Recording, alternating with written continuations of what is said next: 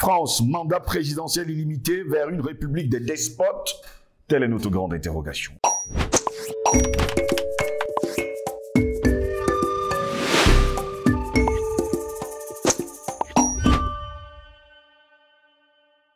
Madame, monsieur, bonjour. Bienvenue à toutes et à tous à cette autre édition de Parole panafricaniste. Eh bien, mesdames, messieurs, le débat fait rage du côté de la France. Et les questions suivantes sont posées justement par l'élite française qui a besoin de changer la Constitution. Combien de fois un candidat peut-il se présenter? Être candidat ou être élu, ce n'est pas la même chose. Combien de quinquennats un président de la République peut-il effectué? Actuellement du côté de la France, eh bien, Richard Ferrand, qui avait jeté le pavé dans la mare, a donné l'opportunité aux uns aux autres, et sans oublier aux constitutionnalistes français, de réfléchir sur la question. Car pour Richard Ferrand, il faudrait que le Parlement, pour ne pas dire l'Assemblée nationale française, et sans oublier le Sénat, donne un troisième mandat à Emmanuel Macron. Mais il faut également le préciser, en France, la loi organique de 1962 n'a fixé aucun seuil de candidature à la présidence de la République, nous fait savoir alors M. Richard Ferrand. Et sans oublier certains constitutionnalistes. Il est écrit: tout candidat peut donc se présenter autant de fois qu'il le souhaite, à condition de remplir les exigences nécessaires à sa candidature. Est-ce pour dire finalement que du côté de la France, eh bien, désormais, Emmanuel Macron pourrait se représenter une troisième fois. En revanche, c'est toujours eux qui le disent, si le mandat présidentiel était auparavant renouvelable sans aucune limite, la révision constitutionnelle adoptée en 2008 stipule que, ils ne le disent, je cite, « Nul ne peut exercer plus de 2 mandats consécutifs ». Cette mesure vise, selon toujours eux, à prévenir qu'un président ne conserve le pouvoir pendant trop longtemps. Son adoption s'inscrit dans la continuité de la réduction du quinquennat, du septennat au quinquennat, instaurée en 2000. Après 2 mandats successifs, un président devra donc laisser sa place pour les 5 prochaines années, mais pourra néanmoins se présenter une nouvelle fois à l'issue de celle-ci. Dans les faits, aucun président dans l'histoire de la République française n'a été élu plus de 2 fois, nous font-ils savoir. Voilà pourquoi nous aussi, nous nous interrogeons. France, mandat présidentiel illimité vers une république des despotes, telle est notre grande interrogation. Et pour répondre à nos questions, nous sommes avec Patient Parfait-D'Homme. C'est un homme politique, il est de l'UPC, l'Union des populations du Cameroun, créé le 10 avril 1948. C'était ici à Douala, précisément au restaurant de l'Ekira, en Dokbat. Tout le monde le sait et j'espère seulement que ça va entrer dans les mémoires. Patient Parfait-D'Homme, bonjour, bienvenue à vous. Bonjour, bonjour à nos millions d'internautes. Un bonjour à nos techniciens. Merci pour le formidable travail qu'ils abattent. Bonjour aux promoteurs de cette initiative. C'est une initiative fantastique. Bon, j'espère qu'elle finira par vraiment faire tache d'huile et qu'elle finira justement par être une espèce de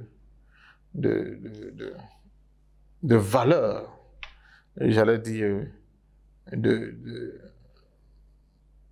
de nouveauté dans l'imaginaire africain en termes de capacité de réponse à ce monde qui nous en veut, à ce monde où des vautours veulent venir nous dépêcher.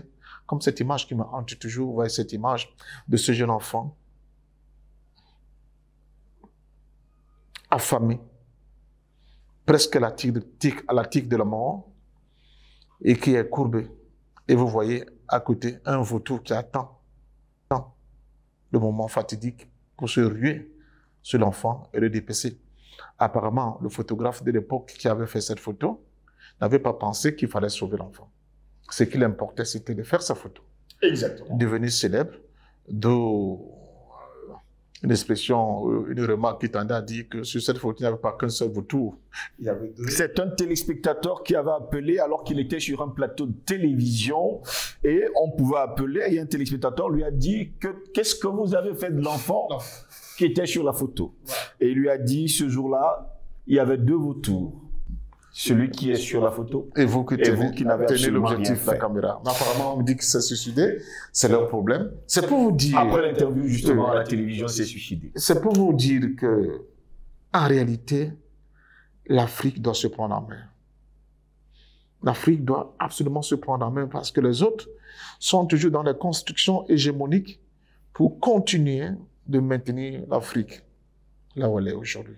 Et nous allons le voir avec la tentative des amis de Macron de l'imposer de nouveau comme chef d'État, parce que, au regard de ce qui se fait en France et de la démarche de Macron sur la sphère politique internationale et même le local, celui en France, ils vont avoir de la peine à avoir un représentant du deep state, de ces humanoïdes, de ces forces mondialisées, à la hauteur de Macron. Il est le prototype parfait de ce que ces gens-là entendent promouvoir comme valeur humaine à la face du monde. Donc c'est pour cela, je pense que c'est mort des doigts.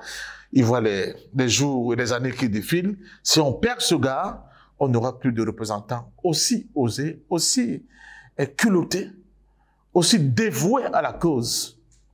Ouais, et je crois que c'est ça qui fait le plus peur.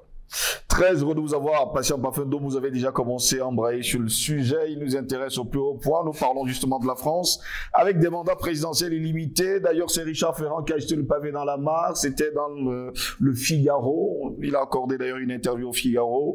Et il demandait justement aux parlementaires, qu'ils soient députés ou encore sénateurs, de mettre tout en œuvre pour changer, modifier la Constitution et donner l'opportunité à Emmanuel Macron de se représenter une troisième fois. Pourquoi pas avoir un troisième mandat comme président de la République. Vous voyez donc très bien que cette demande, cette initiative, ne vise pas à améliorer le cadre législatif français dans son ensemble. Oui. C'est une opération intitulée personnelle. C'est la personne de Macron qui les intéresse. Et c'est pour lui que cette modification dans le truc doit s'opérer. Donc, il est en mission. Et ils estiment qu'il a tellement bien fait sa mission. Regardez le Covid. Regardez l'attitude de la France dans cette opération, dans cette guerre de l'OTAN, n'est-ce pas, en Ukraine. Regardez son propre comportement vis-à-vis des pays africains. Regardez même la dernière mascarade qu'ils ont tenue dernièrement en parlant de nouveau pacte financier mondial. Exact. Mais ils vont trouver qui d'autre qui peut accomplir de telles tâches avec autant de zèle, mais étant lui-même le reflet du monde qu'ils veulent. C'est-à-dire un gamin qui épouse sa grand-mère, qui s'entiche très facilement avec les jeunes garçons du même sexe que lui, des choses comme ça. Et qui ose envoyer son représentant là-bas, qu'il a nommé en France, pour faire la promotion de LGBT+, pour aller à la conquête de cette colonie et disséminer la bonne parole. Mais on n'a jamais vu ça. Quel culot! Donc, je pense sincèrement que là, malgré le fait qu'il y a une espèce de gentleman agreement qui voudrait quand même, on l'a vu depuis très longtemps, chaque président français qui arrive à son second mandat essaie de facto que c'est son dernier. Il n'y a pas de débat là-dessus. Mais que les gens aient le toupet de remettre en cause cette loi non écrite, mais qui est comme devenue une seconde nature au niveau de la politique française, ça doit vous dire et vous parler des enjeux colossaux qui sont derrière cette initiative et derrière M. Macron. M. Macron est l'un des meilleurs représentants de cette idéologie qui a un pouvoir politique aujourd'hui. C'est l'un des meilleurs représentants. Il est fin, soit dans la perception. Il n'a pas froid aux yeux. Il évolue là où les autres auraient hésité. Mais surtout, il est dans le cadrage du point de vue civilisationnel de ce qu'ils attendent de ce nouveau monde. Il n'y a plus d'hommes, il n'y a plus de femmes, il n'y a plus de sexe, il n'y a plus rien du tout. On peut épouser un animal, oui. On peut estimer que si un garçon de 8 ans est consentant pour faire l'amour avec un autre vieillot, un autre papy de 80 ans, c'est tout à fait légal. Voilà. C'est ça, Macron. C'est ça, Macron. Du consentement sexuel du côté de la France. Eh bien, c'était prévu pour 7 ans. Et heureusement que nous en avons parlé. On l'a mis à 13, jusqu'à preuve de contraire. C'est très grave. Oui. C'est-à-dire, vous avez un monsieur de 80 ans oui. qui se met avec un gamin de 13 ans. Et on vous explique que le gamin était consentant, donc il n'y a pas de problème. Nous sommes dans quel monde? Je vous ai dit sur ce plateau, Sylvius Langos, une société qui n'a pas de limite, qui n'a pas de tabou, une société qui n'a pas de totem, n'est pas une société vouée à un avenir. C'est une société décadente. C'est le cas de la France. Donc, les élites qui sont autour de la France, de Macron, ceux qui sont dans la promotion de ces choses-là, je reprends le terme, dans la promotion de ces choses-là, ils sont en pleurs. Parce que les jours ne font que... On dit que... dès de go, mandat de short, comme on disait à Nobel. Bon, ceux qui comprennent, comprennent. C'est le pidgin English. Dès de go, mandat de short. Et là, ils sont complètement perdus.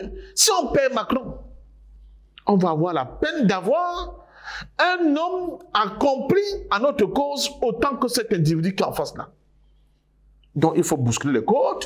Il faut bousculer les codes, messieurs.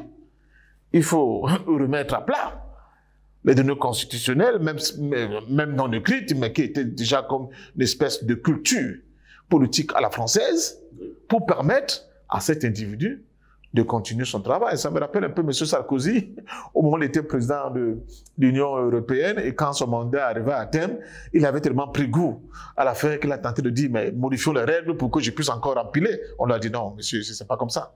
Donc, ce qui sera intéressant de voir, c'est l'attitude de Macron par rapport à cette offensive, n'est-ce pas, de ses fidèles, parmi les fidèles. Et je crois qu'en Afrique, on va entendre des éclats de rire terribles. Et Richard Ferrand, il faut le préciser, parce qu'en parfum d'homme a été quand même président de l'Assemblée nationale française. C'est lui qui fait ses sorties. Mais la classe politique française actuelle, oui. C'est la pourriture, Steve Langos. C'est la pourriture. On nous a trop raconté. Je reviens. Il faut que les peuples africains abandonnent le français comme langue officielle. Il faut au moins que nos enfants ne subissent pas ce que nous sommes en train de subir. On nous a vendu des icônes qui étaient soit des bandits, soit des raclus de bidets, soit des gens qui font dans la promotion de la culture caniveau. Quand on nous racontait par exemple mai 68, on nous parlait de contes bandits, nos yeux s'écarquillaient. Comme un jeune qui a su prendre ses responsabilités, qui a bagarré pour l'évolution, la modernisation, les libertés. Mais aujourd'hui, quand on regarde comme Bendit, c'est ce type qu'on nous a vendu. C'est pas possible. Un pédophile qui en fait la promotion. C'est incroyable. Donc, et on dit c'était militant de gauche. Quelle gauche? Quelle gauche? Donc voilà. Voilà les gens. Donc je crois sincèrement que ne vous fiez pas aux vedettes de la classe politique française. 90% c'est de la pourriture. Je dis la pourriture au sens propre du terme. Ils se sont mis à plan vente vis-à-vis des lobbies, vis-à-vis des sectes, vis-à-vis des castes qui ont le pouvoir dans le monde, les 13 familles que vous avez citées, etc., etc. Et ils sont comme des petits adeptes du gourou qui répondent au doigt à l'œil aux injonctions du gourou. On nous parlait souvent des sectes, les gens qui donnaient les ordres à leurs fidèles au Brésil de s'immoler, je ne sais pas, de prendre un poison. Mais voici les vrais gourous. Donc personne n'en parle. Ils sont terribles. Et comme ils ont l'argent, ils ont le pouvoir. Ils envoient ces émissaires de gauche à droite, comme l'autre idiot qui voulait venir au Cameroun. Et il dit qu'il est déçu vraiment de n'avoir pas été, d'avoir pas reçu l'approbation du gouvernement camerounais pour venir il est déçu de venir faire la promotion de cette chose-là. Vous voyez les gens. Ça veut dire que pour eux, ils ne comprennent pas. Il faut te lobotomiser, humainement parlant, pour pouvoir jouer ce jeu-là.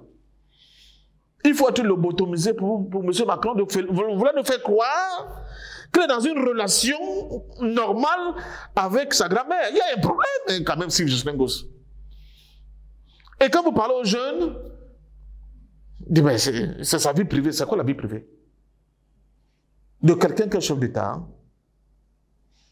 Mais c'est terrible. Bon, je n'ai pas parlé l'autre là qui était un habitué de l'ampoule rouge. Vous savez, le gars qui allait en scooter, allait acheter des croissants tous les soirs et allait à l'ampoule rouge retrouver la fille de Ndokoti. Ce n'est pas de lui que je parle. Mais quand même là, nous avons un gros problème. Donc, je crois sincèrement que l'Occident est en pleine décadence. Je vous ai dit, c'est le peuple des empires. Et dans la décadence, vous avez la dépravation de mœurs, vous avez tout. Dans la Rome antique, ça s'est vu. Dans la Grèce antique, ça s'est vu. Ils sont en pleine phase descendante. C'est-à-dire qu'ils ne sont plus au bout du précipice, là, au bord de la falaise. Ils sont déjà en chute libre. Et pendant ce moment-là, vous allez tout voir. Vous allez tout entendre. Même des choses que personne n'aurait pu imaginer. Autant, bon, des gens qui avaient encore une petite estime de ce que c'est la nation française. C'est inélégant vis-à-vis de la nation française. C'est manquer même de respect à la nation française. Mais qu'est-ce que tu veux? Quand on avait les gilets jaunes et son lot déborné, vous vous souvenez? Oui. Ça veut dire que pour ces gens-là, le pouvoir c'est eux. D'ailleurs, Macron l'a dit, il dit c'est la foule.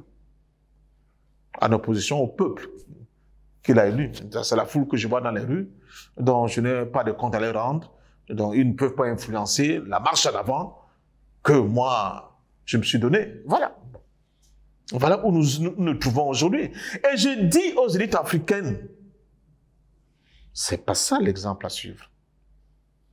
Heureusement que le monde, il est comme il est. Il a cette capacité de rénovation hors pair, de refondation hors pair.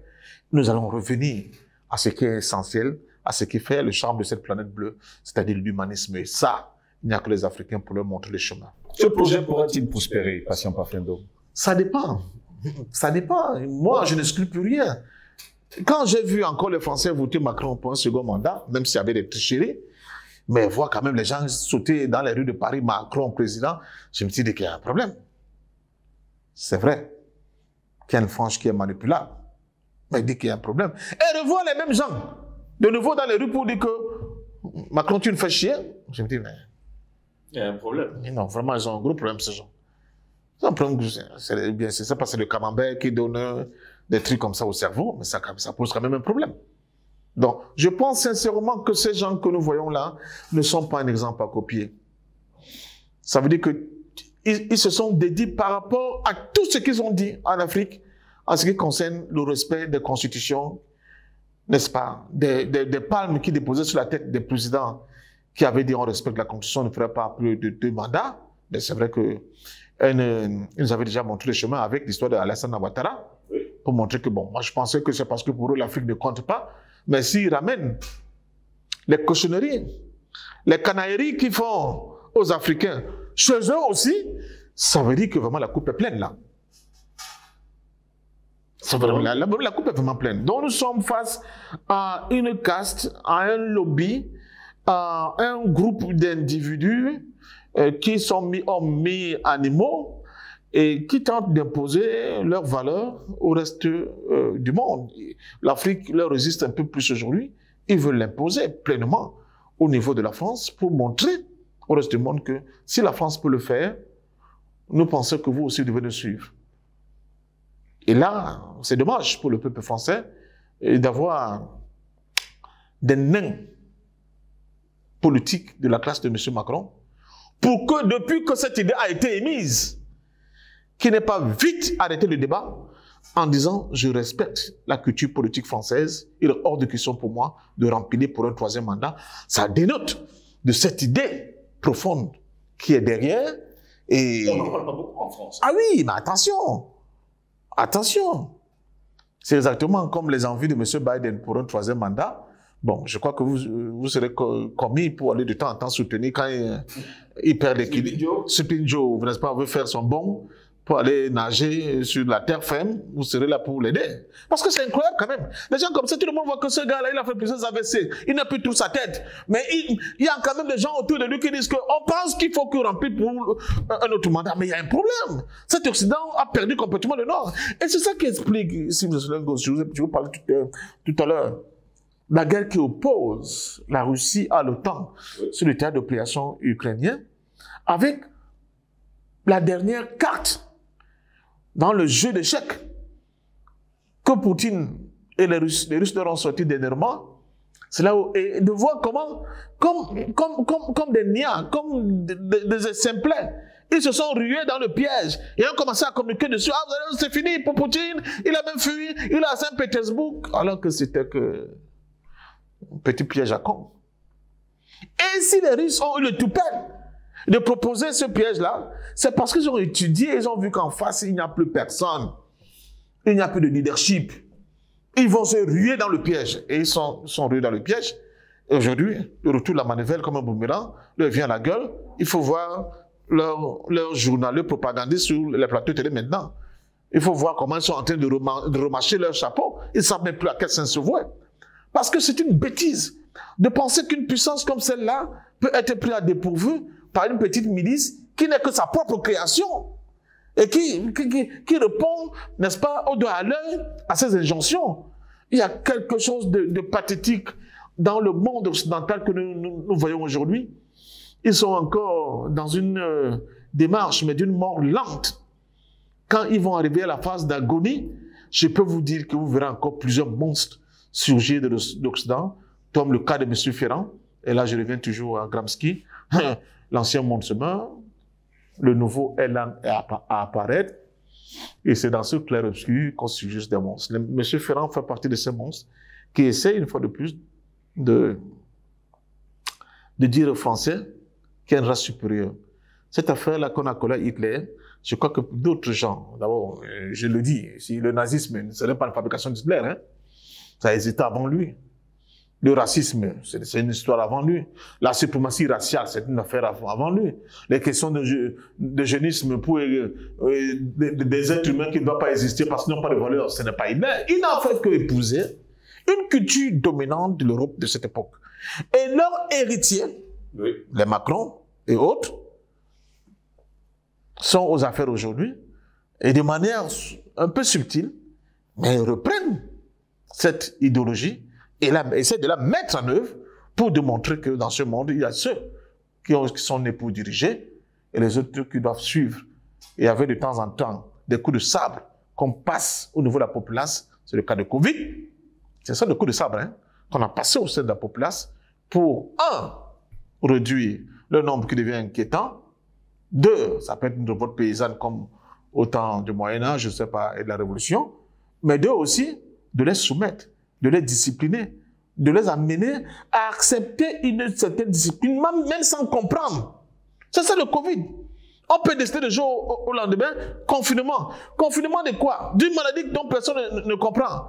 On dit vaccination, vaccination de tout le monde, de quelque chose, d'un vaccin qui ne soigne rien.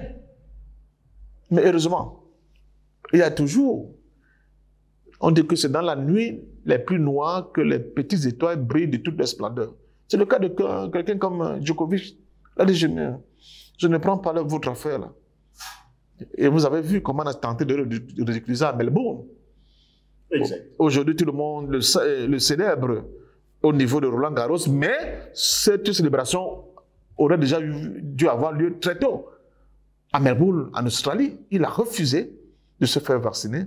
Et aujourd'hui, ceux qui se sont fait vacciner, je pense que... c'est compliqué. Très, très compliqué. Merci à vous, patients, parfaits, de nous avoir été des nôtres. C'est moi qui vous dis merci. Je continue de dire à nos compatriotes, surtout à notre jeunesse, vraiment, vraiment réfléchissez avec votre propre tête. C'est vrai, moi, j'écoute souvent les médias mainstream, je lis beaucoup, mais c'est pour mieux affiner ma contradiction vis-à-vis de leur narratif. Vous voyez, c'est Ruben Oumyobé qui parlait à ses camarades, les leaders de l'UPC, quand l'Église catholique avait lancé une fatwa contre l'Union des populations du Cameroun en les traitant de communistes. L'argument que Roumounyabé avait sorti, il y avait les évêques du Cameroun, catholiques, ils ont sorti un truc, l'UPC c'est un danger. Là-bas, tu n'as pas de femmes. Là-bas, tu n'as pas de plantation. Tout appartient à la communauté. Détournez-vous de cette affaire-là. C'est des communistes. Roumounyabé alors, en plein meeting, dit à ses camarades, mais il y a une chose que je ne comprends pas chez vous.